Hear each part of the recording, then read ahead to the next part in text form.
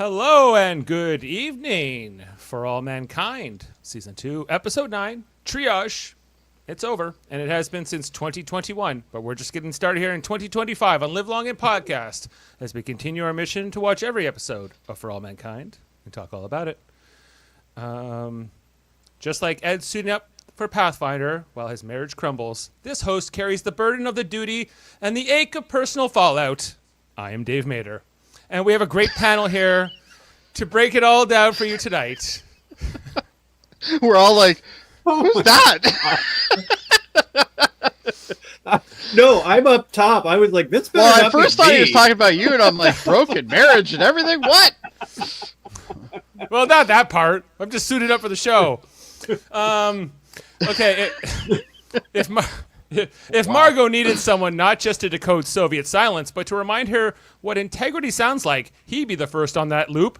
Unshaken by pressure, guided by principle, and never trading truth for expedience, it's Kevin Millard. Well, thank you, Dave. That's much nicer than what you said. I agree with all that. Well, thank you. Welcome, Kevin. Our next panelist, if when Karen's affair with Danny surfaces, it hits him like a failed docu maneuver. Quiet, jarring, and impossible to ignore. She helped raise him. Now he can't even look. To him, this is the graduate with no punchline. It's Jody Simpson. Technically, she helped raise him twice. Oh, no. Oh, no. Sorry, I had to take it. You did. I did set you up. That we know of.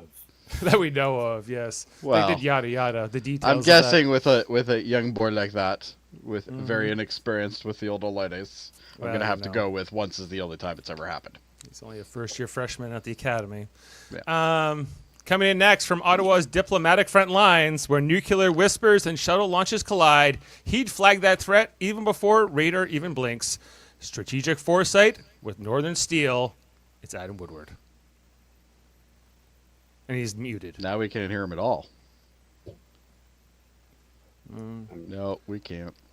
Here, I'll make up his words. Just flap. I think Jody is the best. That's what that sounds like Adam. That sounds just like Adam impression. Absolutely. We need Adam.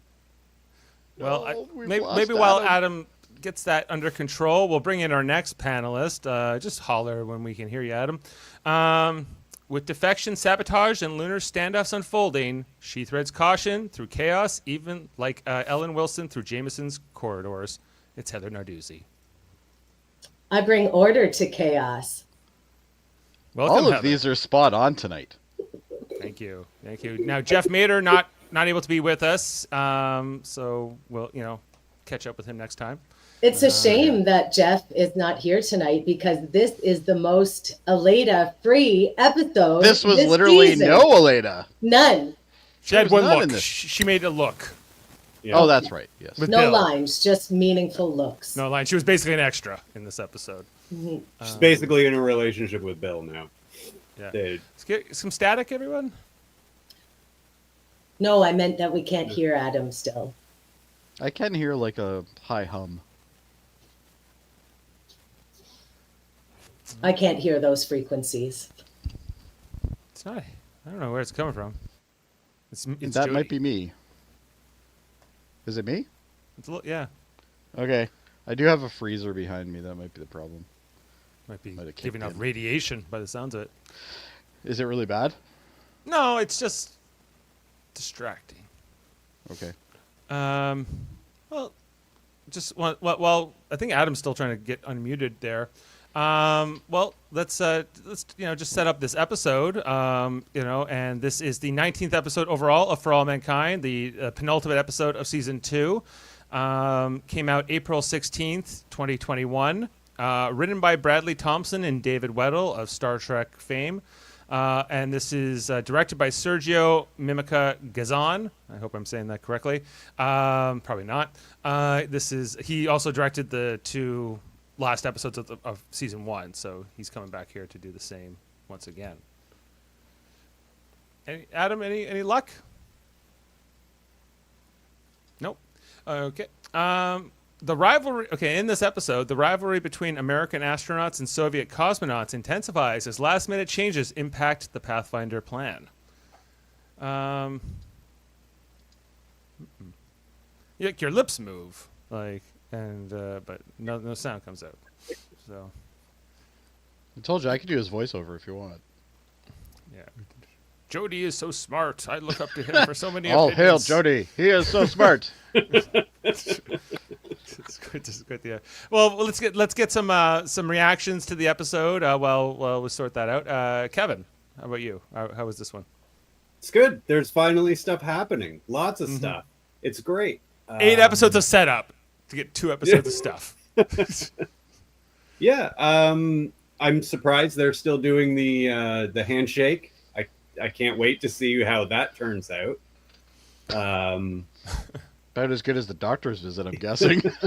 Yeah. Right. We've got Karen somehow still blaming Ed for what she did. That's great. Yes, and then Ed goes to have a little fling of himself, and then can't go through with it. Can't go through with it. Yeah, it's good. I wonder if Danny going to die in the in between. I think he might be the casualty. I think Ed might kill him.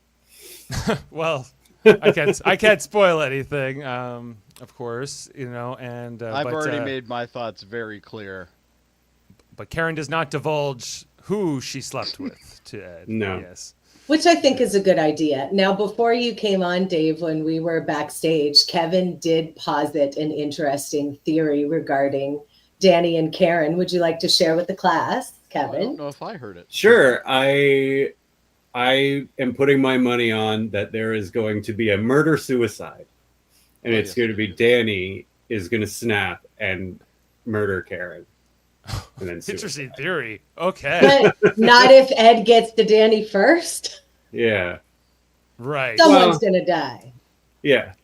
Yes. Well, I can't divulge anything, but I think Ed's just going to pussy out and he's not going to care. Oh, I don't know if you know Ed Baldwin very well yet, but he always cares. He's a grumpapuss, but he also bows down a lot more than he should. Yeah, well, like Number one, did you see that spaghetti sauce? I did. And yeah, like that's right there. He was bowing down to has lost his Karen's will when he's willing to eat that. Opinions and whatever early in the season. Yeah, I'm not totally sure I understand Karen's arc in this season completely. I do and I don't, because I think her and Ed's marriage going this way, I think is it makes sense after season 1, but where they seem to be at this time in their life after moving past seemingly all that and raising Kelly, it's kind of it's a little bit of a I don't know, just unexpected, I guess, from my point of view a little bit, but and she was the one who said, go back to NASA, and then she resents Ed for going to NASA seemingly. And that seems to be another big motivator, but we'll get into that. Jody's title here, if you're listening on the audio version, it says Gordo's going to die. No, is his little no, display it's more like name. No. What about there could be other people dying? We don't know. I'm I not saying anybody dies, right but oh, I know someone's gonna die. Come on. Well, we see at the end of the This episode. episode ended. Somebody well, has to die. At the end of this episode, it seemingly Gordo and Tracy hook up. Well, one less romp. Makes sense. Yeah. And somebody did die in this episode. The guy who got sucked out the window at the end. Gatos. Oh, the cat. The Cat Stevens. Oh no, the cat. Sorry, cat. Yeah, the cat. Yeah, he was. Right. He was only there for a couple days, and Cat. he got sucked out here. Yeah, as the Soviet astronauts, cosmonauts, they attack Jamestown at the very end of this episode, and as the one astronaut who didn't die in the previous episode just decides to defect. That's the only thing in English he knows how to say, I guess, is "I want to defect," and so that perhaps prompts the cosmonauts to come get their comrade because they don't believe it or whatever. So that was kind of a dramatic end. And Gatos, the American astronaut who went up with Gordo Stevens, gets killed here. And is there anything else that happens in this episode that I'm forgetting? I guess we'll get through it all in the screenshots. But Pam leaves a note for a Dear Ellen letter. A Dear Ellen letter. We'll get into it when we get there. Why? But we can hear there you are, I can hear Adam. Adam now. Adam Woodward, everyone. I'm here, finally.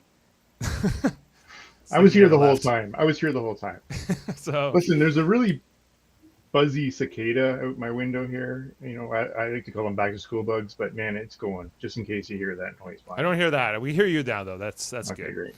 Heather, did you just want to? Tracy and Gordo Forever is your caption tonight. How was this episode for you? And they have been building towards Gordo's chase to get Tracy back, and Tracy obviously seemed receptive to that last week. And now we see they're both into it, and they're doing it on the moon. What a nice time for everyone. Yes, It should be mandatory. I liked it. I like the chemistry between them. And as we were saying earlier, a lot of stuff happened in this episode. And we finally got some action that they've been building towards. Gordo got some action. Karen confessed about the action she got. Ed tried to get some action and changed his mind. The only person I feel bad about in this episode, obviously Gatos, because he died, but this poor woman that got brought home with Ed Baldwin under false pretenses. Yeah. And then she was looking stupid, and he was like, oh, I can't do it. Consent is everything. I get it. But that was probably a pretty disappointing night for this gal. She didn't seem thrilled. She was like, I don't want to know. Maybe we could just pretend like this is all good. That was no. As soon as he was like, I'm not into it, I would have been like, all right, bye, bitch. Yeah. That was a whole thing, But that scene between them, I think, was well acted because even though Ed's super hurt and he's looking for somebody else to connect with, that scene was nowhere near as hot and as much chemistry as the last one we got between him and Karen. Right? No. This encounter with this woman in the hotel is very like awkward and Transactional. Yeah. So, Right. And of course the Pam and Ellen storyline that I'm very invested in. So that was really sad. So let's get to that when we get to it. Yeah. I'm just so glad it didn't take so long. And on the Ellen and Pam and Larry, I guess, of it all, and I had forgotten that it's Pam that breaks it off with Ellen. Mm-hmm. I thought that it was more like Ellen went. My memory of it was foggy, and I was like, I thought Ellen left Pam to go for this job, but it's more like Pam. Oh yeah, Well, you've seen ahead, haven't you? No, Pam did like a Harry and the Hendersons. She left Ellen for her own good and made up a lie about it. I need to go back to Blur. Whose name was Elise, we learned in this episode. I wrote it down so I wouldn't forget. I need to go back Oh, to- is that the girl that The girlfriend. Pam was with before? Assuming Elise wants her back. I don't think that. It's just a story. Absolutely, I agree. Yeah. Yeah. Basically because Larry tells Ellen Pam rather, Larry, this conversation that happens in the episode. There's I forget his name, but I guess he's a real person. He's a real life person that Larry has that conversation in the kitchen with, and then Pam overhears that, and that Ellen has a legitimate chance to be like president one day, or like she's an up and coming like political, and that kind of really changes Pam's perception, for all kind. We don't get. She doesn't express much out loud, but we can only kind of speculate as to how she's processing that kind of information, and deciding that this is better for them both, I guess, for them, I really hope there's one of those conversations happening right now about who can be a better president down the road for the Americans than Trump. Well, it couldn't get much worse, so Yeah. it's hard, but I guess it could. They've been busy today. I know. So Washington. that's a whole other podcast. That's a whole other podcast. Yeah. Well, I just think that adds to the layers of selflessness for Pam to do this. Not only is she giving up her own happiness, she's doing it because this is what Ellen wants, but also because she would be a good president. It would be good for the people under Ellen, I think, is Pam's thinking, to speculate about that. So I don't Right. know if Ellen or Pam really know. Like Ellen is also pretty diehard. Like we're sending military into space. We're gonna she's playing the Reagan game Jaded here. more now. But- She's a Republican. Yeah. So, However, she could be the first woman president. I mean, this is exciting. yeah, and well, she's like a war like neocon, war hawkish kind of like Republican of the '80s, I guess is how they're portraying Ellen to be, but super progressive too is like kind of her other dynamic, right? And then Well, I mean, let's face it. I mean, they would never have looked at a woman.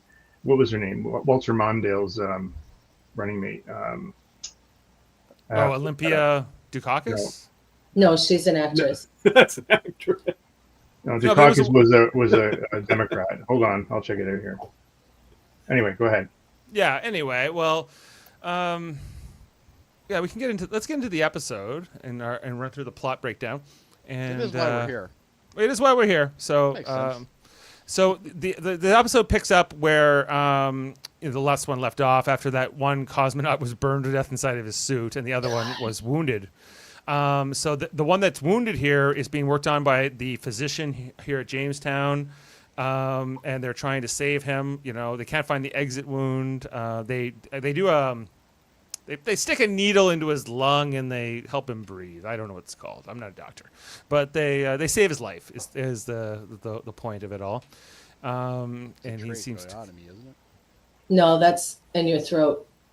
Oh, Yeah, is it in your throat? Oh. Yeah. I've watched a lot of The Pit recently. I'm getting better with this stuff, but I'm not quite there. So it's not a real medical school, I guess. Haven't read all the wikis yet, eh? Anyway, so while they're working on that, we get Corrado here telling the commander of Jamestown that they're pretty upset down in Washington, and they wonder what's going on, and in Houston too, I guess, right? And everything has, one cosmonaut's dead, one is about to die potentially. We see here that Gordo and Tracy, who were both on this mission, they weren't directly involved in the shooting, but they are shook from this event. They know that this has major potential consequences on Earth, all vis-a-vis Turns out not nuclear just war. Earth. Yeah, even though they're not on Earth at the moment, but their kids are. And Well, everyone the else kids they are know. busy doing other things. Yeah, well, one of their voices. Anyway, so the commander of Jamestown's like, "What happened there?" And they're like, "Well, we thought they were reaching for a gun, but it was actually just a piece of paper. It happened really fast." Which it didn't at No. all. I watched the episode. It was not fast. It was not fast. It happened very slowly.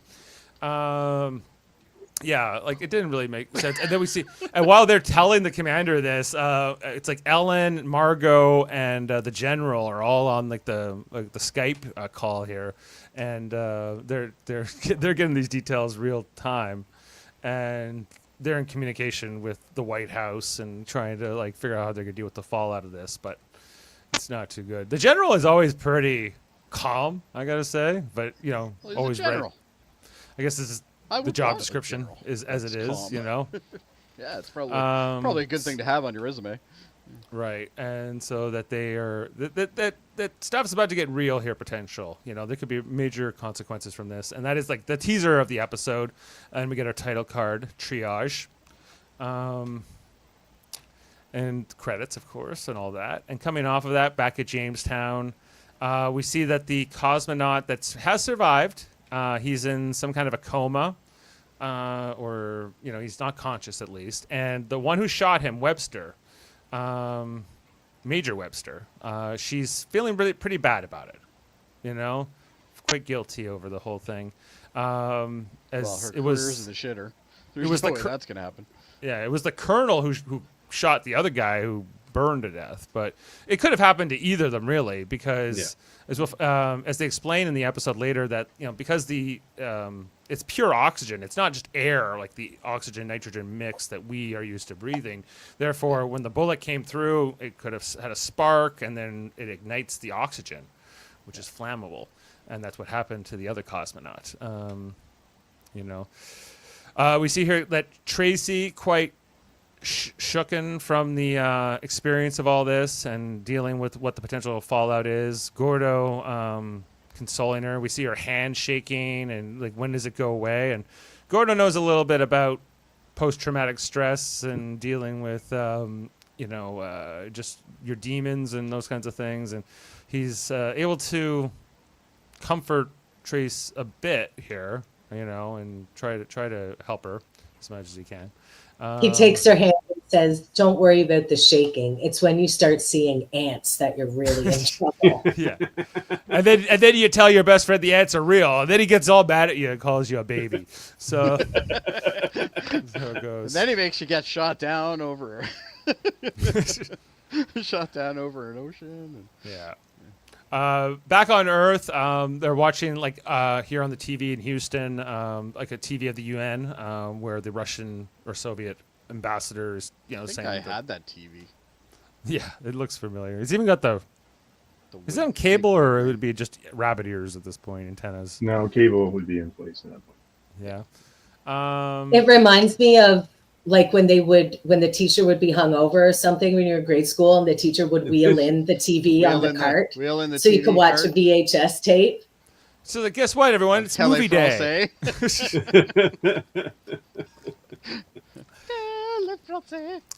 Mrs. McDougal was out a little late last night. Anyway, so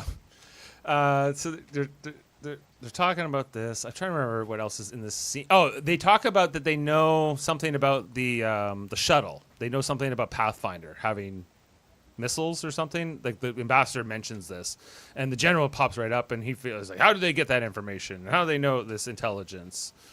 And there's a bit. Well, there's a point where he also says like they managed to launch the shuttle. They launched their shuttle. I guess they figured out that O-ring thing, which they kind of did in the last episode. But they're reminding us that like Margot really caused them to be able to be that prepared that quickly. Right. Otherwise, they would have. They would have exploded probably. And the other information here that the general gets is this. Oh, maybe this is where he learns about the O-ring thing, and it's all been solved.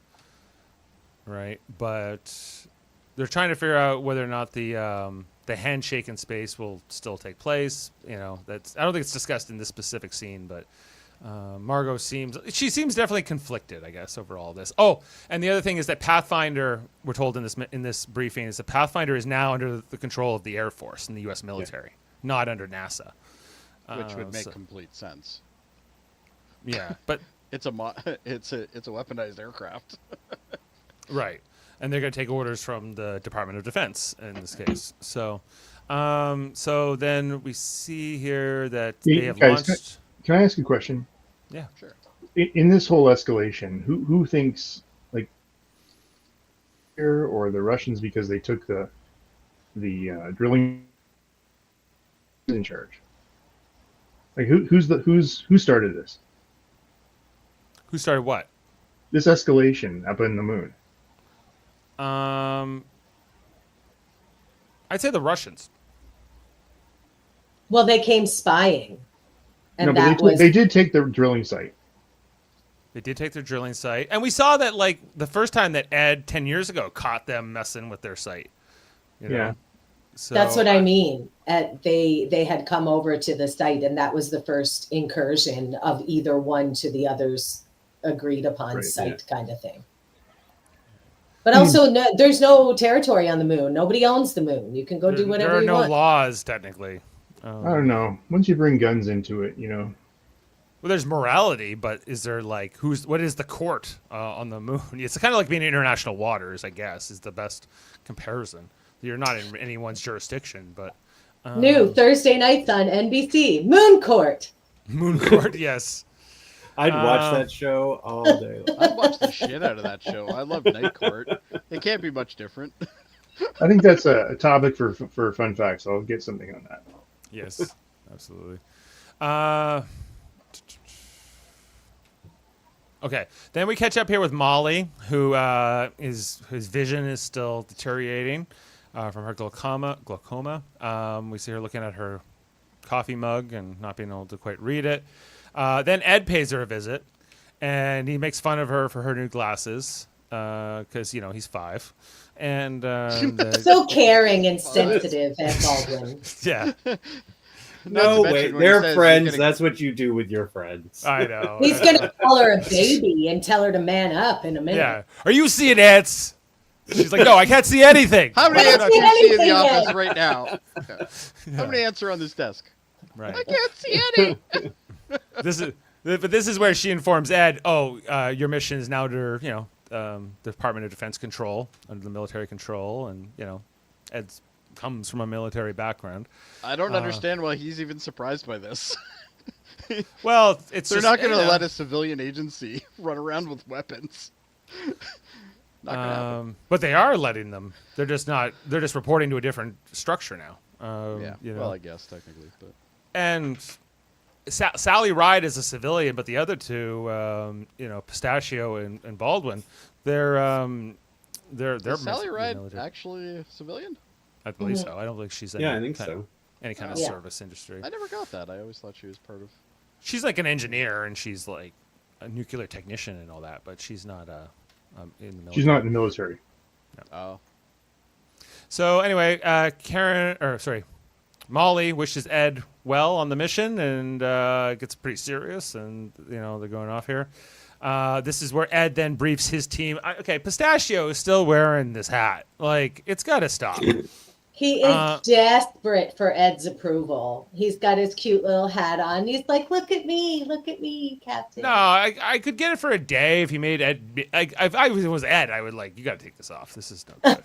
Joke's over, Pistachio. Yeah, the Realistically, joke's over. they're Navy all- better than Air Force. Dunk on you, they're all whatever. NASA now anyway, so it doesn't really matter. I know, but it's just. I don't know. Every time I see this hat, It I'm is like, kind no. of stupid though. Maybe it's so we can remember who he is easily because he's pretty nondescript. He's the only That's red-haired true. person. Yeah, whatever. He looks the same. Actually, if as he every had no other hat dude on, I'd the probably moon. recognize him more. Yeah, well, probably because we can't see that red hair, but we can see that Gorgeous red hair. that pale inflection. Anyway, so he briefs Sally Ride and Pistachio here on it, and Sally Ride, and I think this is part of the reason her not being from the military is not she didn't sign up to be in NASA to kill people and shoot people with missiles and all this. So she's not super into this idea. This idea that the shuttle has missiles to actually could fire on Russia or something like that. Is that true? And Ed's like, I don't know. No one's told me anything. But What do you want Ed's from an me? admiral in the Navy now. He's like, Yeah, but that doesn't mean much when he's in NASA. I guess. And Well, That's so- just his rank in the military. Dave Sally Ride was not in the military. She joined in 1978 as part of the astronaut class. She was a physicist, Oh yeah, her and patch she says got that. in basically on her academic achievements and expertise. So yes, and she learned to fly at NASA, or she already was a pilot? she was not. Okay. She learned there. Yeah. Interesting. Yeah, Okay. because if you look at her badge, it says her name and then it says JSC, which is obviously Johnson Space Center. Johnson Space Center. Mhm. And then And all, the other two guys have their rank on They their have They have their rank and badges. their branch, as well as what included. division they're in. Yeah. Right. Yeah, and we also see that there are guns that they're going to be taking with them, sidearms, in pistol form. And Ed talks about how the Soviets have been carrying these, the cosmonauts carry these in case they crash into enemy territory and they have to destroy something or defend themselves or defend the technology.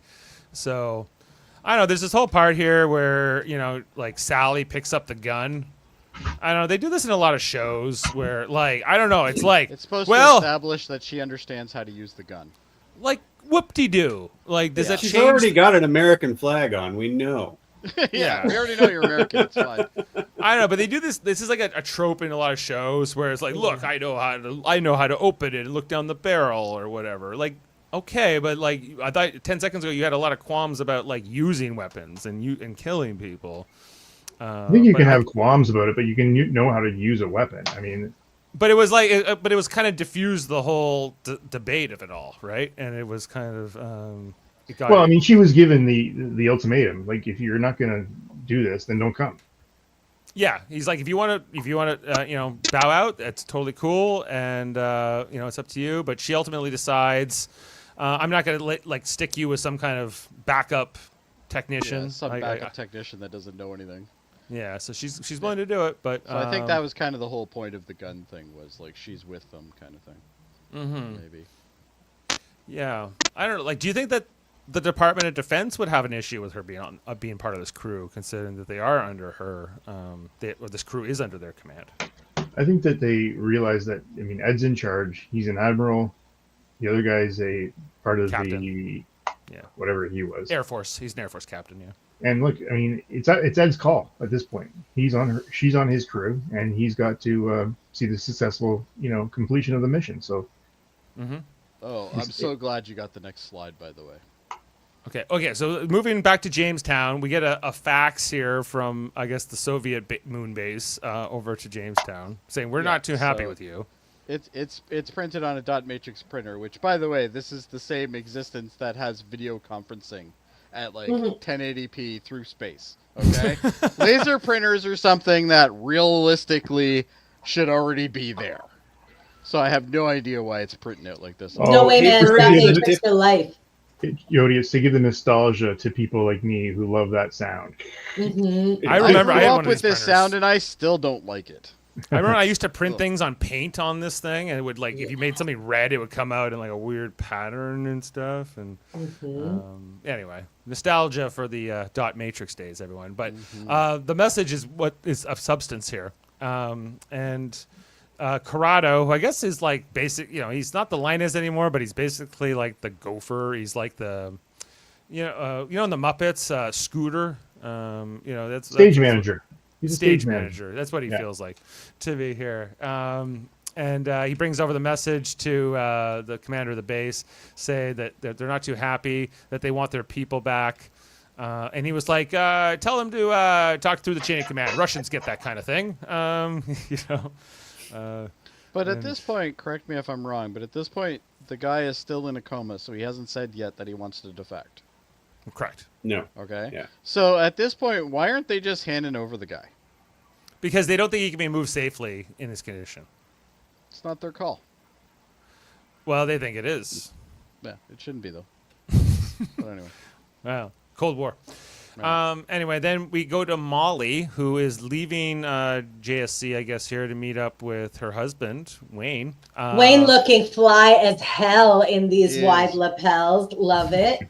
Very fly for a white guy, for sure. Yes. And we find out that Molly is planning to go on some kind of questionable surgery in Mexico from a not so well reviewed doctor, perhaps, who might be selling her a false hope. This idea of not just slowing the glaucoma down, but also curing it outright and reversing it, so that she can. I ask you guys a question about Wayne? All right. Yeah. Wayne seems to be like the guy that they keep giving plot holes to fill them. Why does he know anything about this? Because his parents are doctors. Or his his father. dad was a doctor. He went to medical school for a while. Yes. Great. You know what? You know how much my kids know about how to set up a bloody web server? Not a damn piss a bit. You know why? But he went to Because they don't pay school. attention. But he actually went. He's not a full doctor or anything, though, is he? He didn't graduate, Well, but he. I don't think you have to be a doctor to know that sticking needles in your eyes in a No, fucking but discount clinic not in another discounting that country at all. is not a super good idea, I Jody. totally understand. not a that. sleazy But what border I'm saying town. Is, how does he even know about this? This She told him. procedure. She didn't tell him No, how she- it was done. She did. She asked, "Did you read the pamphlet?" And he goes, "I did read the pamphlet." And here's Oh, my I missed the opinion. pamphlet part. I'm sorry. I didn't realize there was a Maybe you pamphlet. I need must some have missed eye it. needles so you can see it Yeah. better. We got a great procedure for you, Jody. It's gonna work well. It's not in a sleazy border town. Only 25 grand at the end of the day. Yeah, but Molly's In she's 80s money. Oh boy. she's not too nice to Wayne here. Wayne, of course, concerned about this radical treatment, you might say. And then he was like, my father, he kind of brings that up, and she starts talking about him and his father being part of the medical establishment and orthodoxy or something of that nature. Yeah. And that it's the alternative medicine, because the profit model is what keeps these great miracle cures from being used. is what we're told here, or at least what Molly believes. She's talking nonsense. Can you go back a screenshot? One more. She's talking nonsense here, but Her? she looks so beautiful. Oh yeah, always looks good. She's Molly. gorge. Anyway, she then decides she's gonna drive, which I don't think was advisable. But they're go here. I think every time she has the glasses on, she's good. Mm-hmm. Yeah. She can fly planes with those things on. That's true. Come on. She can't even see Wayne holding a beer up next to her face. So I don't know if should be driving. Yeah, but that's only on one. She might have a side. blind It's spot. fine. I might. You're only responsible for the front end of your car, Dave. Don't worry about it. Oh, is that it? Okay. It's the 80s. They don't know yet. Don't worry about That's it. It's right. the 80s. They didn't know better. They barely use seatbelts. Well, all right. actually, that is true. Then we Oh, go look. to where is It's this? Miss Park again. It's Linda Park from Star Trek Enterprise. Yes, she's back on the news, Oh, giving us she the forever this, miss you.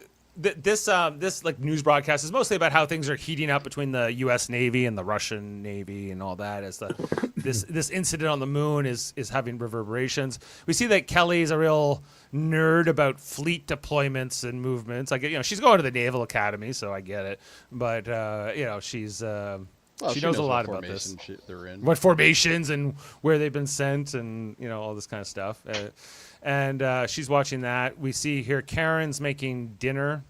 Something awful, no doubt. Yeah, nothing good, nothing tasty. Probably we don't. And get it's to probably see- got lots of water.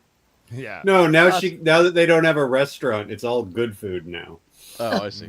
Bean sandwiches, perhaps. Yeah. Anyway, so Ed comes back and he delivers this news that Pathfinder's launch has been moved up, that he has to leave. He can't even stay for dinner. But he wanted to come say goodbye. And Karen does not give him a very warm reception, I would say. She's like, I made your favorite drippy noodles with some meatballs. Yeah. And, But he's mostly here to, he's talking to Kelly and saying, I want to make sure, and I said goodbye and everything else. And, and Karen's like, don't tell her you'll be okay. You can't make that promise, Ed. You don't know if you'll be okay. And you can't, this is what happens when you're in the Navy, Kelly. And, Karen, remember, Don't she give banged us a young hope. dude, and now she feels guilty. don't give us hope. And Ed's just like, well, That's what it is. she's correct. I cannot promise anything, but I'm feeling good about my crew and my ship and those kinds of things and everything else. Ed's a little perplexed because I don't know if we've had a scene with Ed and Karen since their sex scene, right? Like when she came home after the first kiss with Danny. And then I'm not sure these two Yeah, had I think you might be right on that. any kind of an interaction since that point on screen. Mm-hmm. Anyway, so he says goodbye to Kelly, and then he wants to talk to Karen outside. Hey, can we talk? Asks her if everything is all right, and it leaves Kelly to finish whatever dinner is being made there. It's not a lot in that pan. I can only tell you that much. How many are they feeding? Yeah, I don't know. Maybe not even one person. Maybe could be that's how much she's Karen is an ass. Is she was literally only making food for herself. Perhaps. She's like, no.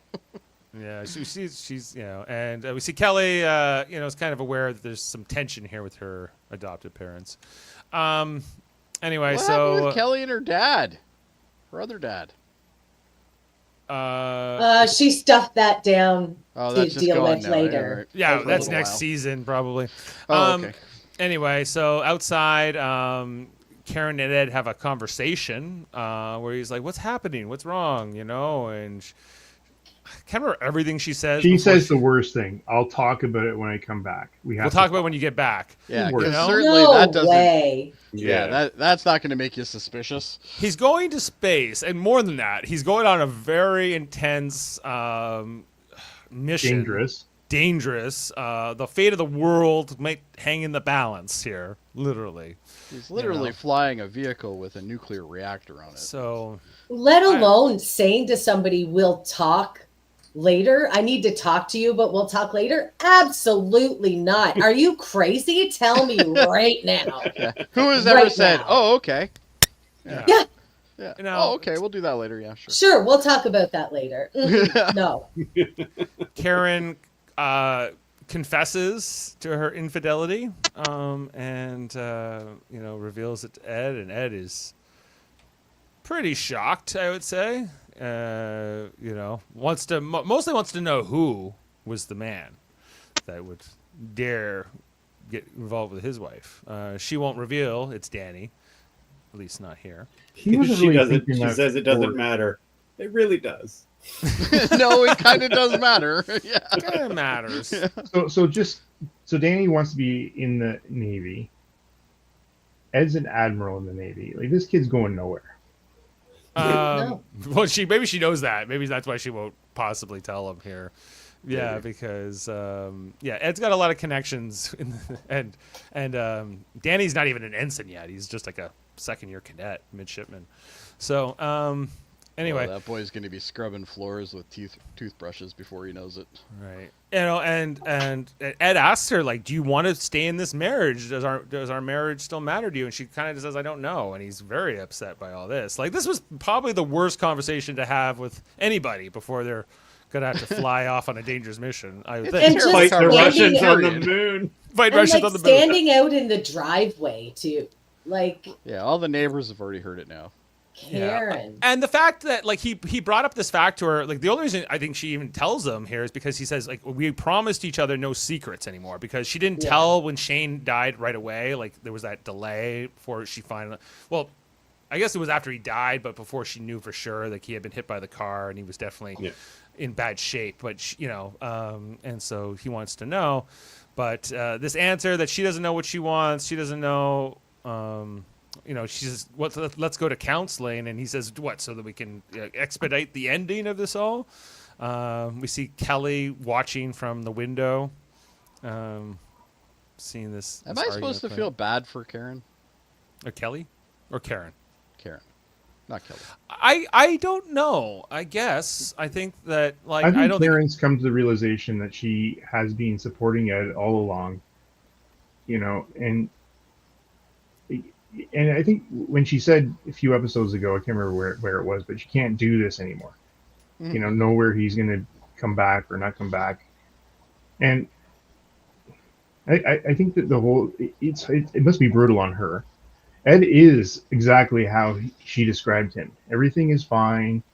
Everything will work out. He's very aloof, and that's the way they present him is, yes, he's got a temper, but that sort of has gone aside for the last part of the season.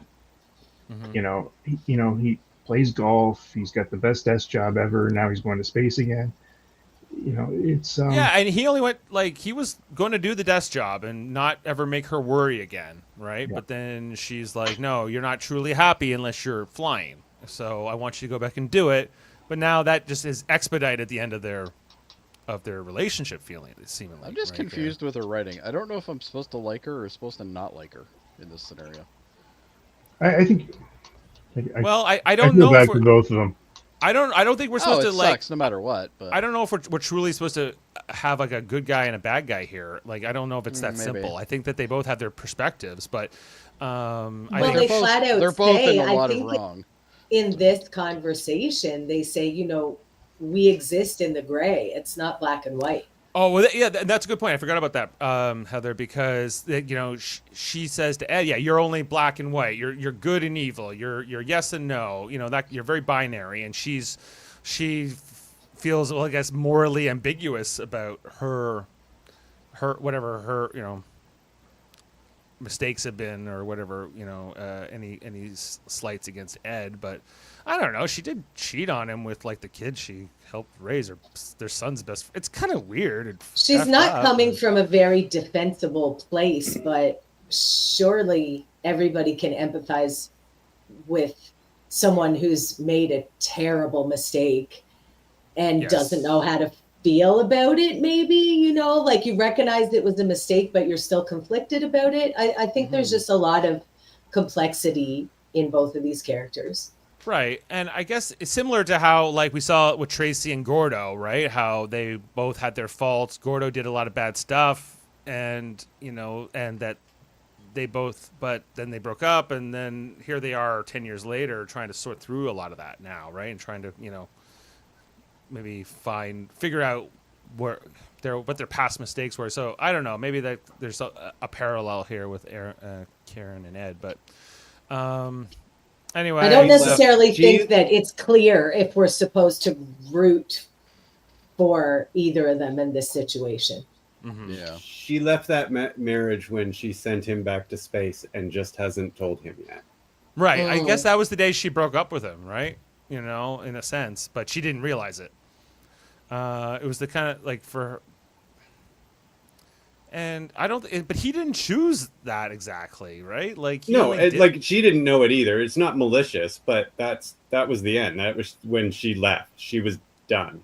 she was done with him, and we saw like the second he put on the suit again, and he was happy. He was so excited to get back to it again, and for her, it was like a new beginning too. It was like okay, you know. And anyway, so this conversation ends in a bad place. He drives off, you know, and you know she's left back here, clearly conflicted. I would say, you know, she's mad at him, but she's also guilty. There's a lot going on here. Also, they dressed her hideously for this conversation. They sure Look at did. these gross sweaters. Ugh. And this shirt and like I know. It reflects her mental state. Yes, I think, and we see it like later on when she's having the cigarette and like, you know, she's not as quite as vibrant as she was in some of the other episodes this season where she was discovering herself, and now she's like, oh, I discovered myself, and maybe I don't like what I found, or not all of it, right? Anyway, back on the moon, our cosmonaut still in a coma here. The Marine who shot him, you know, by his bedside. I'd just like to comment on the blanket they have was him gonna say covered that. in. It's so not comfortable. quite Star Trek, but like It looks I very like that- comfortable. it's like a cozy space blanket. Yes. Yeah. I was just gonna say that. Yeah. Yeah, not bad. Yeah, so he's you know, he's visited by the colonel, or she's visited by the colonel. We then find out that the Soviet cosmonauts are coming to retrieve the corpse of the one guy who died and try to get this guy back, or at least examine him. So the Marines are going to have to like keep eyes on these visitors the whole time they're here. So that's all kind of broken down in this conversation. I don't know if there's anything major more beyond that that's explained. Then we go back to Earth, and I guess Ed, of course, couldn't go to the outpost after this argument with Karen, so he ends up at Xanadu Lounge. Spelled differently for copyright reasons, I presume. Yes, yeah. But they have beer, and they see that they're That's watching the always handy news. at a bar. They're talking about a lot of you see on the news, like about more of the global, like sort of effects of this shooting on the moon, including like events in Panama, where like, the Panamanians are kind of siding with the Soviets. Well, sorry, we touched on it, but you know, when Kelly was watching TV, they're talking about like they're moving the fleet across, you know, through the Panama Canal. Like, this is major movements. They're prepping for war. Right, they're prepping for war, and that's no good. No. Anyway, Also, I'm not sure if it was that newscast or this one, but there was one newscast in this episode where they were talking about John Lennon holding a concert for peace at Madison Square Garden. it This was is it this right one. here. Yeah, It was I this didn't, newscast. I didn't keep that screenshot because but thank you for bringing it up, Heather. Yeah, that John Lennon. Peace a chance. Just give peace a chance. You know, they never would think of it. Anyway, Ed is trying to drown away his sorrows here at the bar, spinning his wedding ring around. You know, and then he makes eye contact with the woman. I don't think we ever get her name, do we? But, It's probably blah. Blah, I believe is her name. Not a lot said here. Just some eye con. I don't know if there's anything said actually. Just some eye contact and like a hello as he gets poured a drink. That was all you needed in the 80s. Yeah, it's Just like, eye contact across the hey. bar. I guess he bought her a drink, and then he apparently turned the charm on. We're told you know, so. But He looks very charming here.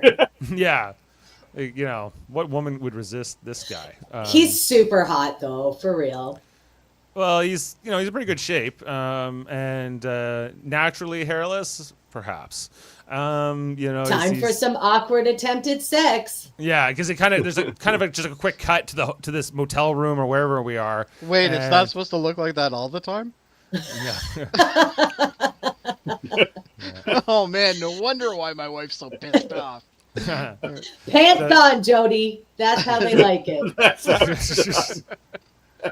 always on. Anyway, they're kissing, they're making out, but then Ed kind of gets weird, and he's like, "Oh, I'm not into this. I'm not feeling it." And he kind of has Don't to even have my back up. pants off. Yeah, I have don't. my pants off yet. I don't even know how to take my pants off, and Karen always does that for me. and she wants this to work. She was like, he bought me a drink, and he's in good shape, and and he was like, she says, oh, you're probably recently divorced. You still have like the mark on your finger and whatever, but I don't need to know. Let's get at her here. And he's like, no, I am still married and whatever and blah blah blah. And she's. And she still gives him one more chance after he says that too. She's like, "Well, let's just pretend we don't know any of this." Basically. Yeah, I don't need to know, but he doesn't go. She's not out looking for a husband. She doesn't give a shit. Yeah. Right. So I don't know. I feel like they even did this scene. I was like, oh, I forgot about this again, and I was like that Ed went out for a potential revenge affair, but then couldn't do it. But does this make Karen more sympathetic in the position, as for the audience, that he was considering at least to do the same thing? I don't know. Oh, they're both fucked up. Yeah, well, that's true. Anyway, so then back at Jamestown, the Soviet cosmonauts are here, and they're very happy to see the Americans. Yeah, why don't you put the one who shot him right in the middle there? So that's the first face he sees. Yeah. Save some rocket fuel and shake hands. Yeah, just do it right here. Be done. There's the bald guy. Just save NASA billions. There's the bald guy and the doctor. And they have their little introductions here, but it's pretty icy, Well, I would say. Bald guy was like the commander, right? Yeah, I think he's he's meant to be the commander or something like that. They say he's a colonel, and they tell him he has to sit his butt down right here. He's not allowed to go. Only the doctor is allowed to go examine the wounded guy, the guy in the coma. That looks so uncomfortable. Yeah, couldn't even get him wheel him over a chair or something. Well, there is a cushion there though, so I guess maybe it comes out. I don't know. So he waits. The doctor comes through here. We offered him a cup of coffee, by the way. They did offer him coffee. I like how the Soviet doctor was just berating everyone in the base and saying, "You're all a bunch of jerks. You should be tried for international crimes." Whatever. Well, he's not totally wrong. No. He's not totally wrong, but time and place, doctor. The trained Marines, for some strange reason, shot a guy who didn't have a gun in his hand. But they're only trained for that. Happened very fast, Jody. Very fast. Very fast. Very fast, according to Kevin. Not so much. Then back in Houston, we see that the Sea Dragon launch is happening at 1:35 p.m. From Guam. They're getting ready for that. We're 30 miles off the coast of Guam, to be precise. Pretty cool to see this thing come out of the ocean. I don't know. As they send up. I think we have a diagram for that, don't we? Yeah, let's just save that for fun facts. Yeah, okay. Fun facts. Cool. Pathfinder launch control happening at the same time. Now, Pathfinder's launch is completely controlled by the military. Like NASA, the NASA people aren't even in the loop at all here. And so Ed and all them are going up with Pistachio and Sally Ride, and and we think that they're launching like vertically, right? At first, like the camera angle gives us this like impression that they're trying to go up. Yeah, they did that on purpose. It looked great. And then Just like how they translated. Ed, while he's trying to fly this, very experimental ship prototype with a lot on his mind, the weight of the world. There's missiles and everything else, but he's also dealing with what's in his mind with Karen and on their argument and everything that they said to each other in the driveway. So that's on his mind, and maybe the woman in the motel room as well. But anyway, they're going along here, and then finally we see that they change the perspective, that they're not actually going vertical, they are horizontal. As Pathfinder, we see, is mounted on top of an air jet here, some kind Look of. great. Yeah, is this how they launched? I thought this is how they brought the shuttle back down, like in our real life, like the Enterprise and all that. They just when they were moving it around, that's how they when they brought it. This is to, how they transport it. Yeah, Because when it didn't have like its own landing gear and everything. No. So it landed in like the west. So- Which I can't remember the name of the Air Force base, but it landed in the west. So they had to get it back to Cape Canaveral. They flew it on top of a So they 747. float on top. Yeah. Oh, okay. Yeah, I know. I've seen like The similar- shuttles have the ability to land. They do. Well, that's the Yeah, thing. They have. but Edward- but they they can't have- take off and fly to Cape They can't Canaveral. take off. Yeah. So they landed at Edwards Air Force Base, which is I think in New Mexico or don't quote me on that. Right. But 'cause- in order to get it back to Florida, they had to fly it on top of a jet. But in this case, the way they're doing it right now, this is a delivery system that they also Yes. use. This is really cool. Actually, You can actually. This is like a thing they can do. They can do like because it saves the shuttle having to get all that lift. The only thing I didn't understand in the scene was because they have to get ahead of it. If they're going to leave the plane, they got to get ahead of it. So that means they got to turn their rocket on. And how do you not cook the tail? No, so if they actually did a really good job of this. Or maybe When they you slow see- down.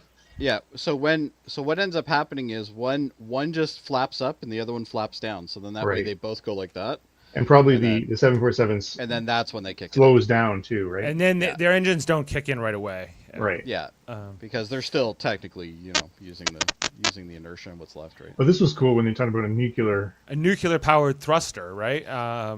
And they're going, and like the amount of what word am I looking for? The amount of Thrust. thrust they Thrust. get. And they're like, whoa, and these are guys who have flown a lot of different planes and things, and I think one of them even said to the control guys, we're hauling ass here. yeah. Basically, But Like, where this is is- Pistachio's Navy hat? well, you can't wear it in the suit. No, He's should- got it in his lap. He's holding on to it. I'm sure it's there. It's just a matter of where they. Yeah. But you can see Go Ed away. actually smiling here too. Like he's Yeah, this is- yeah. He's focusing more on this than Karen at the moment. Well, they've been in Uh, orbit with this vehicle before, though, haven't they? No. No, this is brand new. Oh no, that was a ship. simulator when they were doing the. Oh yeah, shooting. yeah. They was just Yeah, a that was a simulator, but this is now they're actually flying it for real, for the Yeah. first time. This is a cool and- design. I like the design of it. Yeah, it's pretty cool looking. Kind of neat. Anyway, they're going and they're flying up there, and then Ellen, is able to give this signal over to, Mission Control and to Margot and them.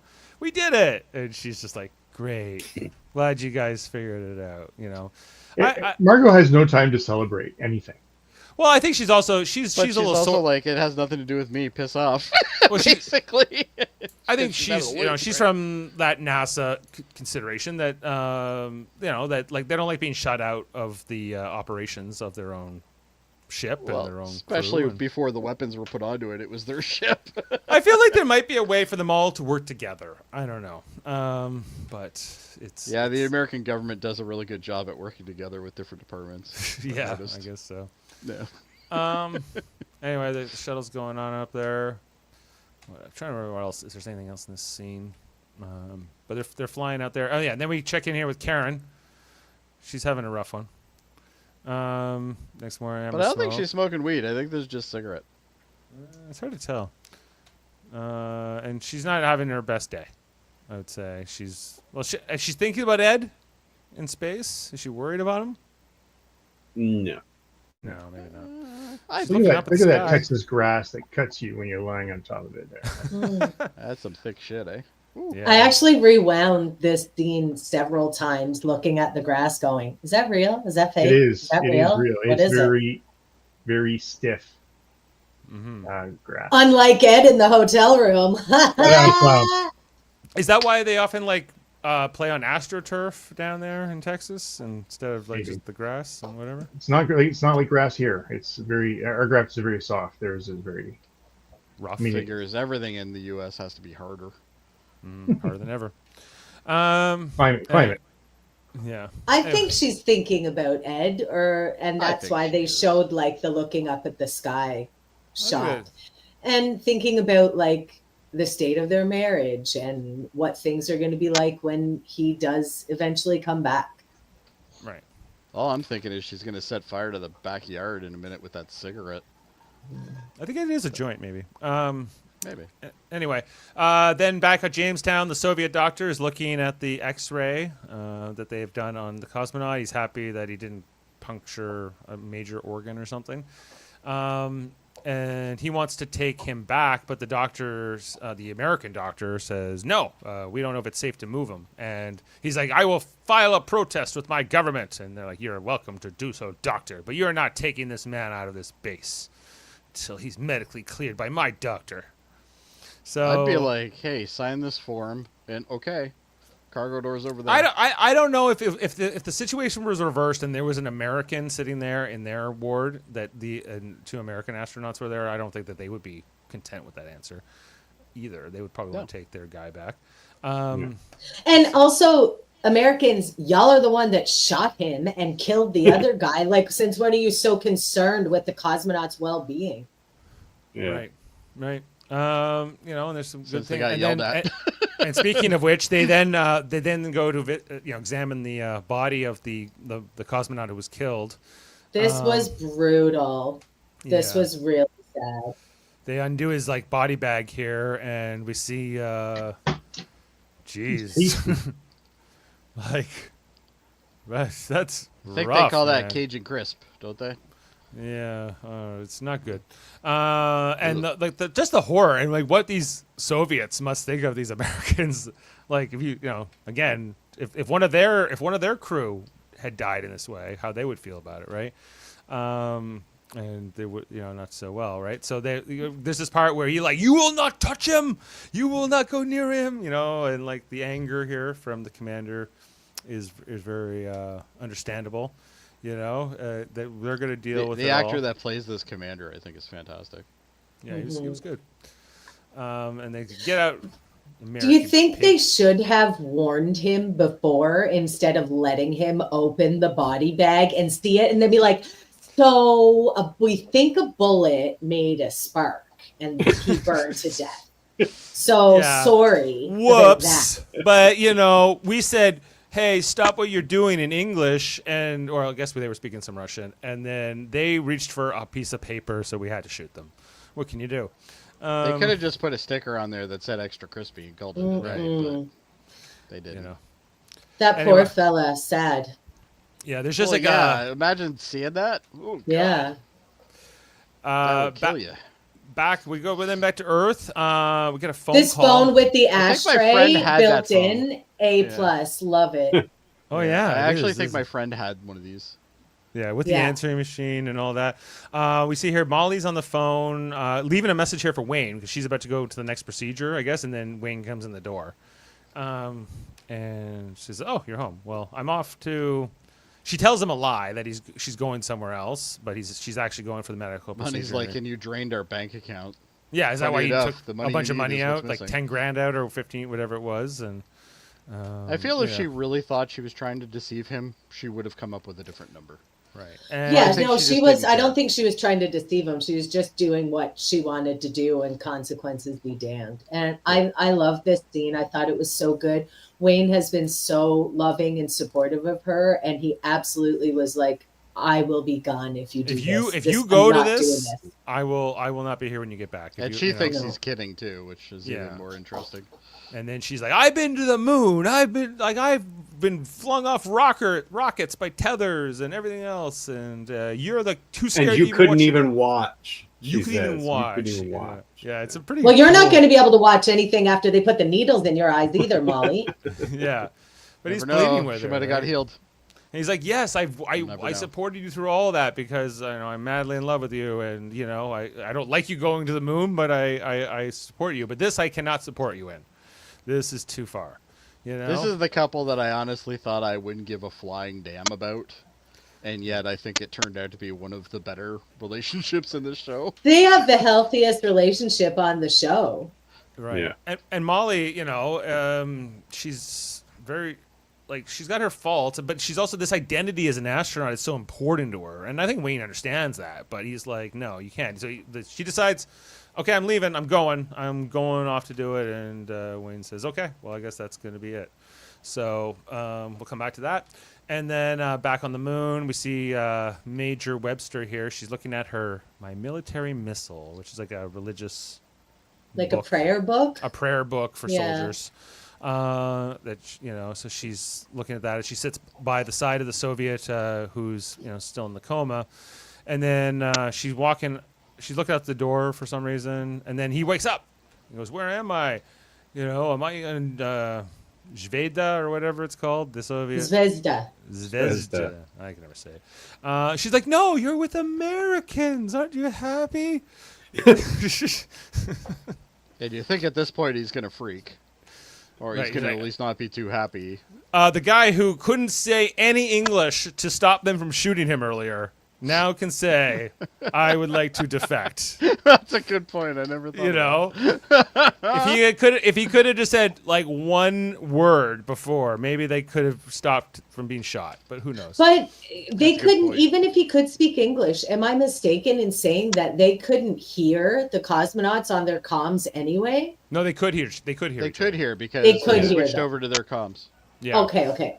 But these were apparently the only two cosmonauts who had no English Right. whatsoever. Okay, I remember. And now. if they're up in an area where they know that there's English speaking people there, Mhm. perhaps you would send up somebody who had at least a basic knowledge. Right. And also, if the only English thing you know how to say is, "I want to defect," surely that would have stopped them from shooting you. Right. That's a good point. One. Not too. to mention, Yeah. they man. could have added like a Marine to this group who had Russian training, like who already spoke Russian. It would Absolutely, same way. Yeah. a certain percentage of these astronauts should speak Russian, just for this kind of scenario where they're going to Or have send Marines that are properly trained that don't shoot people who are holding paper. all the above. I think we can. I think all of those could have been a win. Yeah. Anyway, he says he wants to defect, and then we see Ellen, Margot, and the general talking about it back on Earth. They're like, "Well, I talked to the president, and he wants to defect, then he's allowed to defect." Now, Adam, you might remember more of those days where there were people defecting. Did anyone ever defect to the Soviet Union, like the other way, or was it was always to the West, right? Oswald. What's that? What's his name? The guy who shot Kennedy. He Harvey defected. Oswald. Lee Oswald. Harvey Oswald. Oh yeah, Defected. well he was yeah, that's true, but he got shot by Jack Ruby in the end, so I guess it didn't take. Well, he defected and then decided I'm coming back, which was kind of weird. Right, But as an assassin. Yeah, true.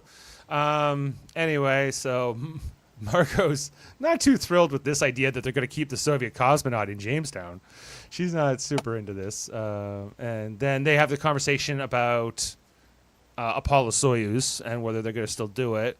And Ellen was going to recommend it be canceled, but Margot kind of talks her into trying to keep it going because, or just that's how you'll know it will be sort of a canary in the coal mine kind of a thing. You'll know how bad it is really, like how close we are to World War III, based on whether they want to go through with the launch or not. We see Danielle and her crewmate getting like suited up, as we saw Gordo getting suited up in the previous mission. Oh, Morrison's his name. Thank you. Name tag. Thank you, name tag. Yeah. And then we see, Danielle is told she can't have her wedding ring from Clayton, her late husband. For the launch, she should have given this over. So she takes it off and hands it over.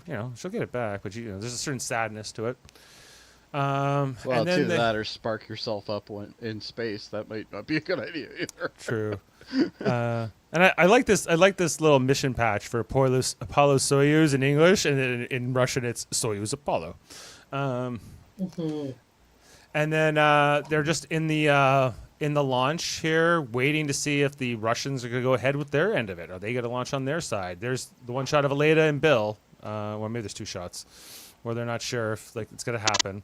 And then this is when Danielle starts quoting Star Trek. Everyone. Yes. A taste of Armageddon. Like, if you can decide today is the day we will not kill, that we're violent animals, but we can go against our nature and all. It's a great speech by Kirk. I'm a little disappointed that she didn't do the intonation of Kirk on the last, because it's I'm not gonna kill today. Like he does. Yeah, I gotta see if I have that. Anyway, so we see here that there's finally a incoming call on the Skype. It is Sergey, and he's smiling. They're gonna go through with their side. We've launched Soyuz. All right, Margot says. She gives the signal here to Bill and Aleda, and they're happy. So they're feeling optimistic that maybe there can be peace. And as they are on a rocket ship heading up there for the handshake in space. While World War III might be starting, meanwhile. And they're on their way. We then see Molly, who's down at, I guess this is Houston, I guess, where she's about to take off or like head out for a jet. And she gets, I like the way this is shot. I like the direction Very of, much, you know, she gets right to the threshold of the hangar here, and she's Very gonna go out symbolic. and fly out, and she then like looks out, takes off the glasses, looks back, and decides, you know, is she gonna leave Wayne, or let Wayne go? And she decides to come And back. as she walks away, she stays in the light, which I In think the is beam. cool. Yeah. Right, because that if you was see cool. like the way it started off, she was like basically in darkness, Mhm. right? You know, which, you know, with her going blind, I guess is another, you know, sort of meaningful thing, symbolic thing. And it also symbolizes that her life with Wayne is still going to bring her light, even though she's going to go dark in the Mhm. blindness. Right. And she comes home, and Wayne has taken all of his stuff off the wall. He seemingly has moved out. She thinks she's lost Wayne, but then he's here. He's got, I guess he was. Looking like a snack in that beard and cute hair, too, let me tell you. Yeah. Heather, Ed and this guy are very different. Yes. Looks, and you, yeah. Yes. I'm an equal opportunity slut. I find a lot of people attractive. Not one, just not one type. Anyway, You go, girl. Anyway, and she goes, I hope you like blind ladies, and he's like, I love blind ladies, and then they start. Well, and he's like, kissing. yeah, I hope you like blind ladies with white canes, and he's like, they turn me on. So hot. He likes to This be was hit by very the- sweet. I loved this scene. I spent more time trying to figure out how to identify what watch she was wearing. I never got Yeah. to though. I'm a watch. Can't make it guy, out. Sorry, It's a digital watch, I can tell you that. it is. Casio. Casio, yes. It's definitely a Casio. I'm not familiar with the model. All right, where are we going to ask? We're at the Wilson home here. Larry Wilson talking to this guy. Anyone like Ed or Adam? Did you get his name? Like he says Lee his name. Atwater. Lee Atwater. I know this name. Oh, The Atwater. Let me look. I meant to look that up last night. Yeah. that's a name I recognize. He but was a I political didn't clock it. political consultant. Helped Yeah, get Reagan elected, yeah. amongst others. And you know the type of politics he plays, you know, kind of alluding to modern politics, like, you know, how the Reagan politics and of the time have some similarities to Trumpism. I think is kind of alluded to here in some parts of this conversation. But it's also how Lee Atwater is selling this idea that Ellen, you know, she could run for Congress. She could have this great future. You know, she's a great candidate. And Larry's skeptical because, oh, no, she's a East Coast elite eating crackers, or I can't remember what it was. That was what kind of food would not go well with the Texans. But, you know, but he manages to convince him. And this is where Pam walks in, overhears this. You know, part of the conversation is introduced to Lee as being an old friend who's just staying with them and this kind of thing. You know, the true nature of it explained. And then there's a sit down here with Pam and Larry where, you know, she's like, is that really true? Could Ellen, you know, really do all those things? And Larry's like, yep. And I think the easy thing here could have been that, like, Larry had somehow sabotaged their relationship. I think that would have been maybe like what some writers might have made that choice. But I think he doesn't really do that here at all. You know, He does choose not to tell Ellen when she comes home and finds the note from Pam. He doesn't disclose anything else to her about. Pam had overheard this conversation. They talked about it. She knows about all of this, you know, like, I think Larry would know in this situation that. You think he should have put it together? Maybe he did, and then he kept that part from her. Maybe you're right. Maybe I didn't consider that. I read it as that because in this conversation with Atwater, it's not outright said, but it's certainly implied that however far Ellen goes, Larry will be along for the ride, and Larry will be the man behind the woman. Yes. Because this guy is appealing to Larry, not Ellen, the candidate herself. True. Right? Right. So Larry's got a lot to lose by supporting Pam and Ellen's relationship.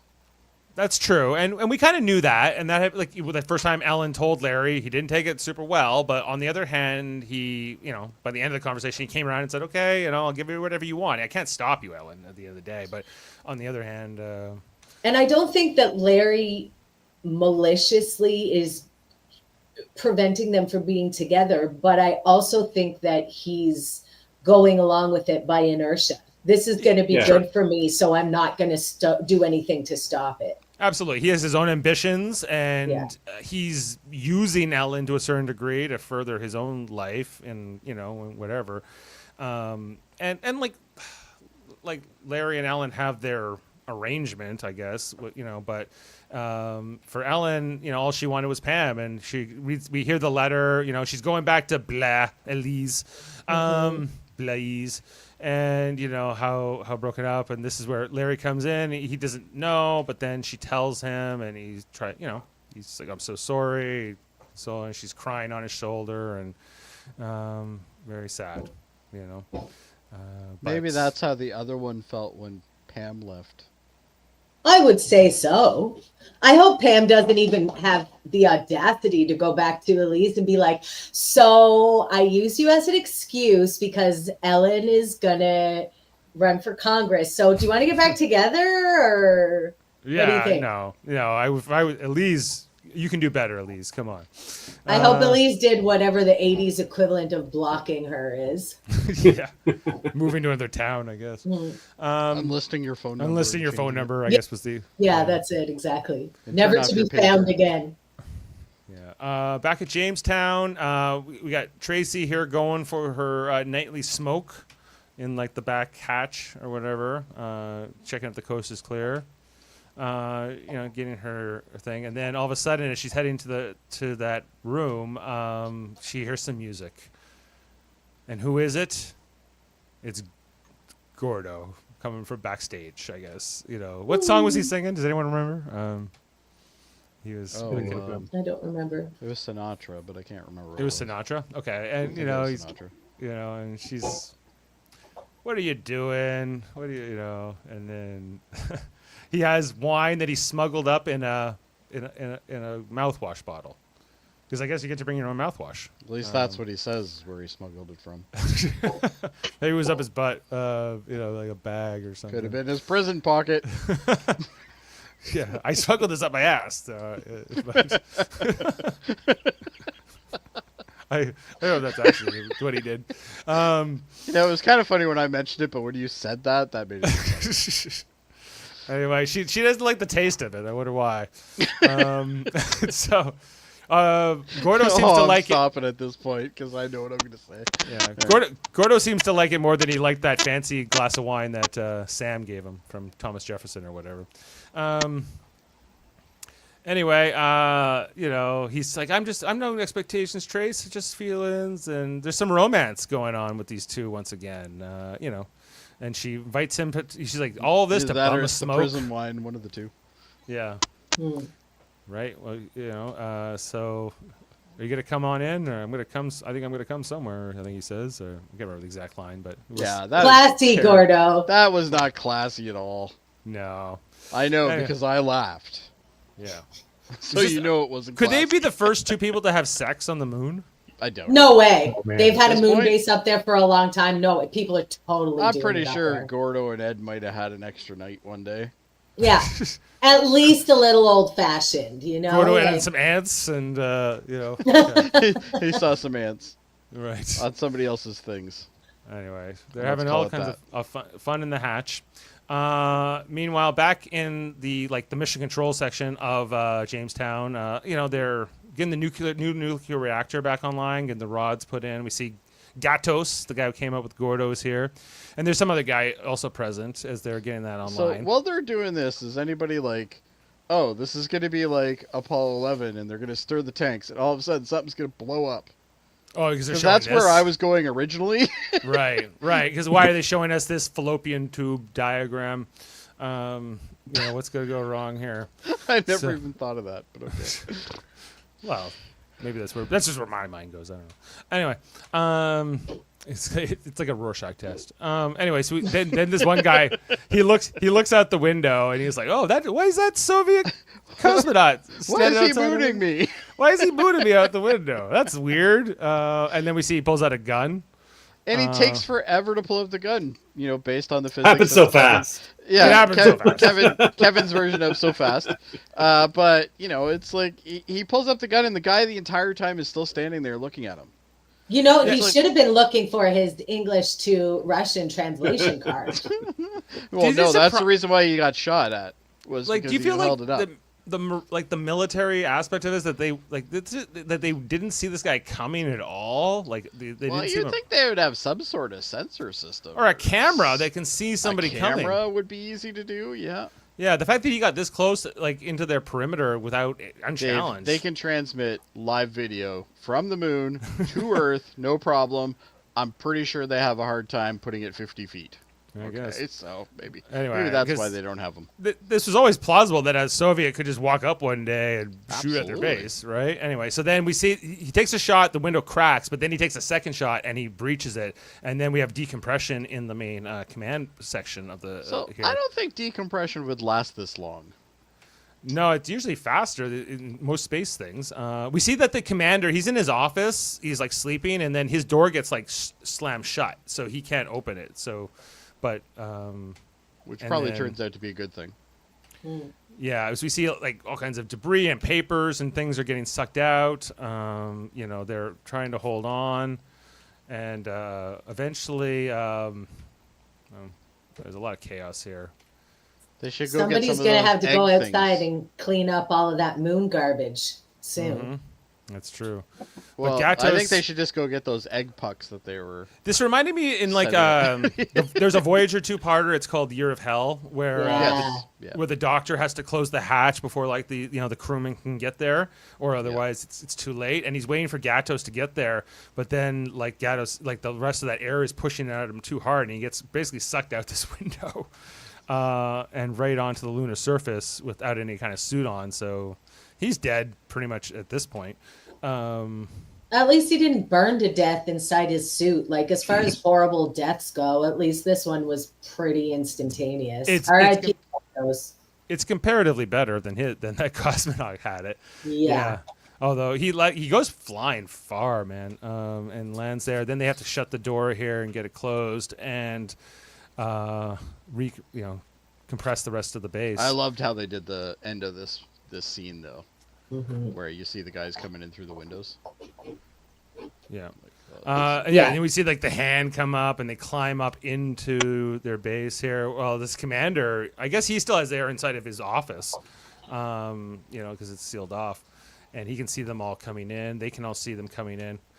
Too bad, you have like a whole platoon or half a platoon, I guess, of Marines here. So could get the real. Makos were busy. the Makos were busy, and then are the They're busy doing screenshots training. for the episode. Adam, I think you sent me some pictures, right? Yeah, let's start with that because we're going to talk about the Sea Dragon. We saw that during this Fun episode. facts with Adam. Yeah, just give me a minute. I have to download those. Facts. Oh, she does it better, for sure. Mm-hmm. Okay, let's Just get on. driving Kevin to drink. Yeah, if you, So- Jody, you can just set up the banner. All that stuff. Sure. I'll get Let's this. get I can going. do that. Hold on here. It's this one. All right, go ahead, Heather. Fun facts with Adam. The facts are fun. I like it. There you go. They are That was fun. good. Sometimes they're not. Sometimes they're not. But let's get going. So let's talk about the Sea Dragon because I thought that was pretty cool. We did talk about it a couple weeks ago. However, I thought it was great. Let's bring it Sorry. back. So, Dave, you got a couple pictures that I sent. Okay. Yes, sir. All right. So in 1962, they came up with this concept for the Sea Dragon, and it was really, at this point, NASA's like going crazy. Like, what can we do? Let's start a base. But we got to get stuff up there. It's got to be a bigger rocket than the Apollo. So why I chose this picture real quick here is this is the vehicle assembly building at Cape Canaveral. So remember, this is where they put the Apollo rockets together in that building and then wheel them out. Those gray doors there sort of scroll, retract up. and then the rocket would come out of there. Now, just to give you a concept of how big the Sea Dragon would be, it's almost a quarter bigger than the building itself. So just Yeah, amazing. you see the cars that are parked there and below, and But the when scale of that. you think about the Apollo rockets or the Saturn rockets, were just huge anyway, and it dwarfs them. Right.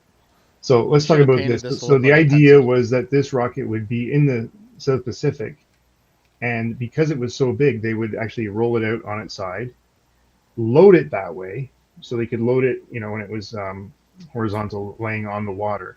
And once it was ready and loaded, they would basically shift ballast, and the thing would sink down just below the surface and then launch from there. With the idea that this would be cheaper to launch than, I guess, a land-based launch because of the size of it, but also just You don't cheaper. need the tower, right? That's the other. You don't need the Hell of a tower. lot safer too, probably. Stability's there, but also just the amount of cargo this thing could carry would be dramatically bigger. Look, there's a perfect example of how big the Saturn is compared to it underneath that horizontal picture. And think Saturn of the fish V. fry afterwards. Right. That'd be And cool. how much when this launches, because I know that for the Saturn V, for instance, only this top, I don't know, 10% or 20% maybe gets, turned into the module. The rest falls back down to Earth, right? How much of this Sea Dragon would sort of be the same thing? So they were saying that the design would incorporate part of it would come back to Earth and be reused, which was, they didn't get to that until Probably the shuttle from was. the S and up. Probably. Yeah, this part right. up. Yeah, there's only this part. Okay, cool. But anyway, pretty was cool. Yeah. Very cool. Some other stuff.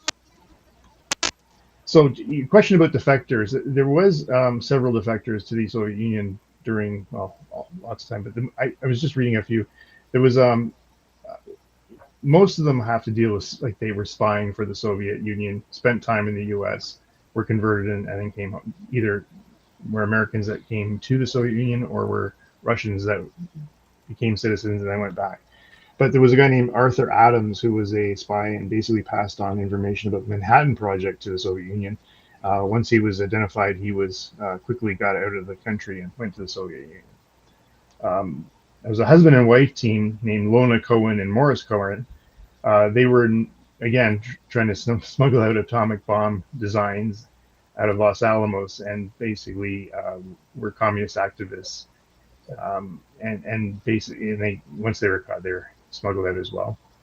Another guy named Oscar Saborar, who was an engineer. He was just basically atomic spy for the U.S. So these were all spies looking to pass on information to the Soviets. So they were all taken in. And then, of course, we had Mr. Oswald, who went over, and he just had idealistic differences about the Americans and believed in the communist system and wanted to live there. Now, there's a huge conspiracy theory about this guy, but anyway, he lived over there for several years as well. Actually got married and brought his wife back to the United States from Russia.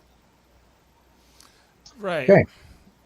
So, but this guy, I would be suspicious of some defectors because how do you know they're just spies who want to get in good with you? Yeah, I think that it probably takes a long time. Then there's this whole immigration. There was a lot of Americans and Canadians who immigrated to the Soviet Union. I don't think they're defectors. They just went to live there. But I don't really.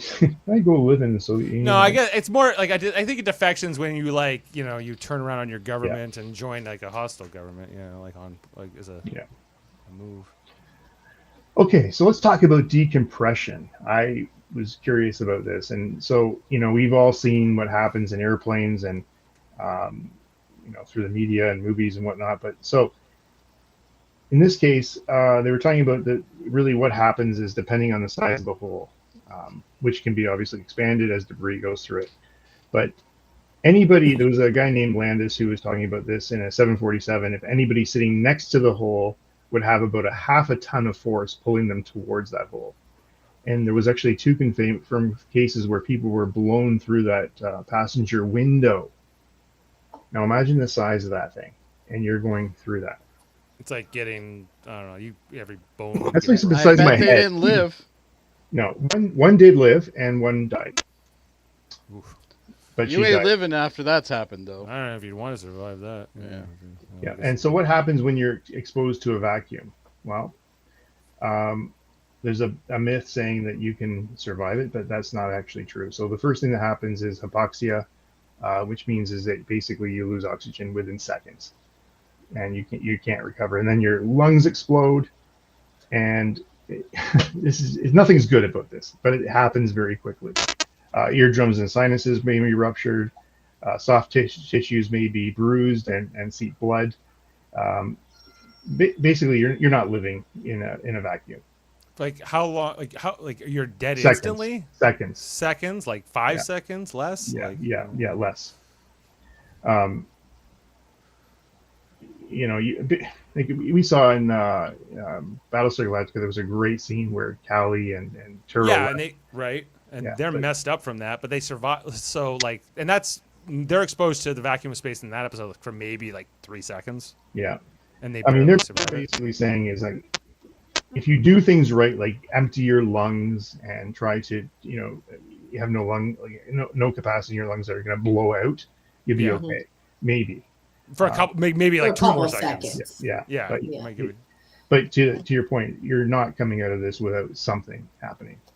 Now, I don't know if any of you have ever experienced this, but I grew up in the north where we regularly have temperatures like 50 below Celsius, right? And so sometimes if you're coming from a warm house and you step outside, it snatches the air out of your lungs and you can't breathe for a second with how cold it is. So imagine the vacuum of space.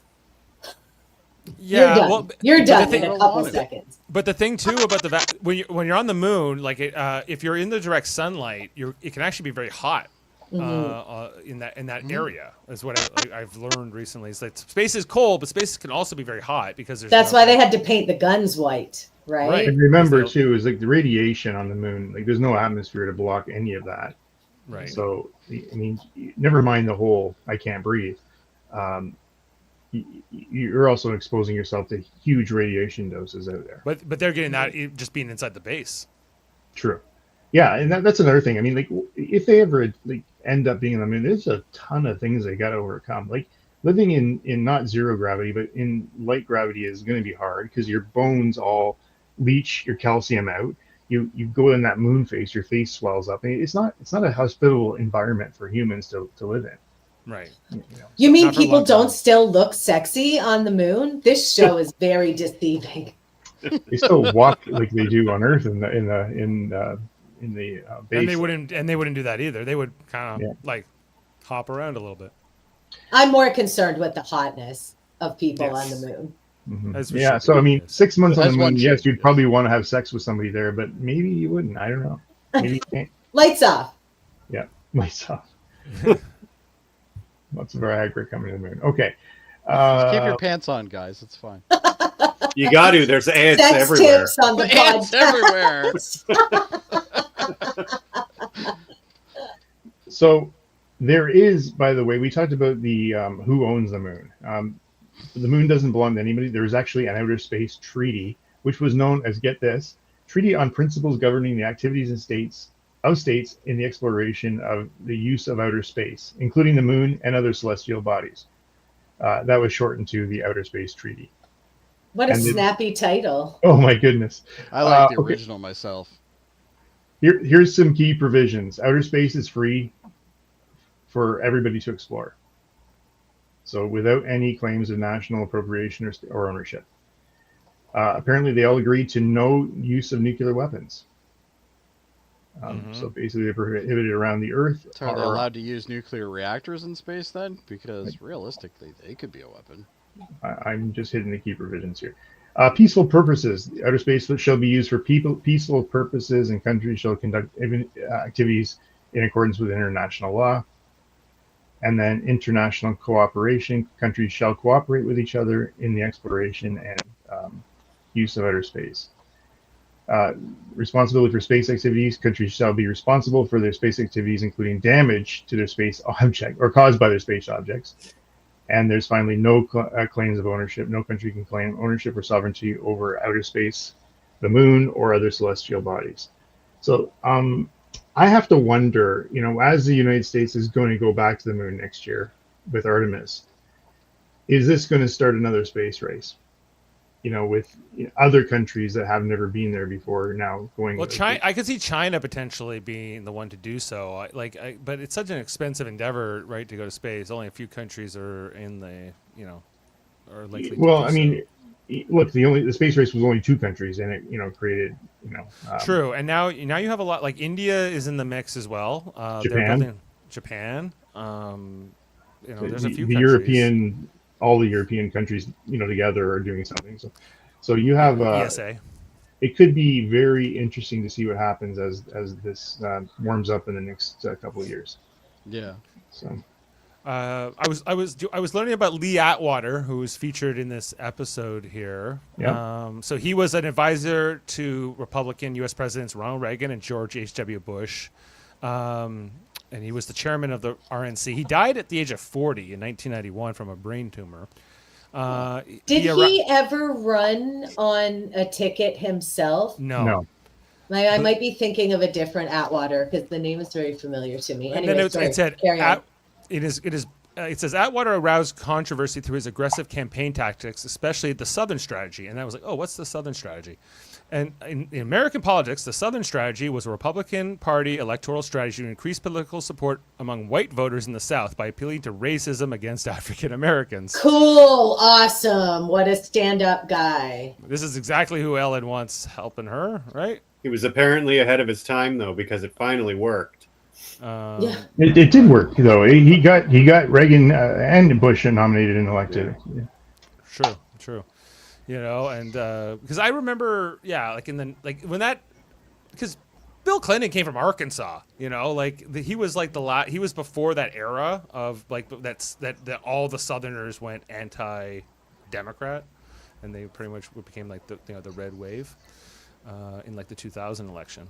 Anyway, some history and some fun facts on American political history. Here's another one. In 1984, where Reagan was going for a second term, Walter Mondale was a Democratic candidate and announced Geraldine Ferraro as his running mate. So she was the actual first female running mate for vice president back in 1984.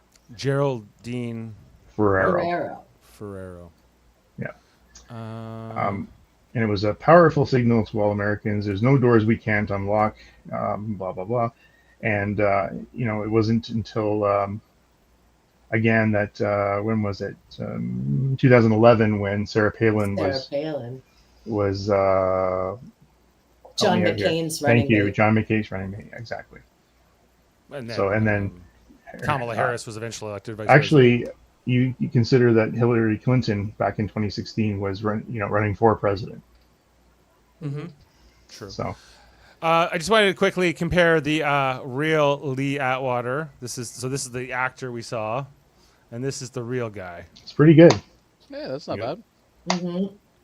But they failed to really nail this 80s helmet hair, that I think is kind of lost. They're trying their best here. Yeah, I think they did all right. I just think it was in a dark environment, right? So they should have made him blonder. Yeah, this guy with a side comb over. Mm-hmm. So hideous. The men too, with their haircuts in this era. Okay, let's. Any more fun facts, Adam? Let's rate this sucker. Let's rate her. All right, let's get this down and bring in our ratings. All right. We want to start with Heather tonight. This was a 9 for me. I loved this episode. A lot of moving parts, a lot of things happening, and we're set up for the season finale. I'm into it. 9. Okay. Kevin? Same for me. 9. It was great. 9 from Kevin. Yeah, I'd say this is a 9 for me too. Good episode. Adam? I'll stick with you guys. 9. And Jody. I'm going to do 8.9. 8.9, okay. Yeah. Jody, why can't you just go with a freaking 9? I don't conform. You should know this by now. Yeah. Well, that's our highest rating so far this season. You can move mine to a 9, by the way. I was going for a 9. It's okay. Leave it there. The average is still 9. Completely Jody. The panel he insists subtracted a 1/10 of a point for the lack of a Leda. Or he added it. No, I added for that. Yeah.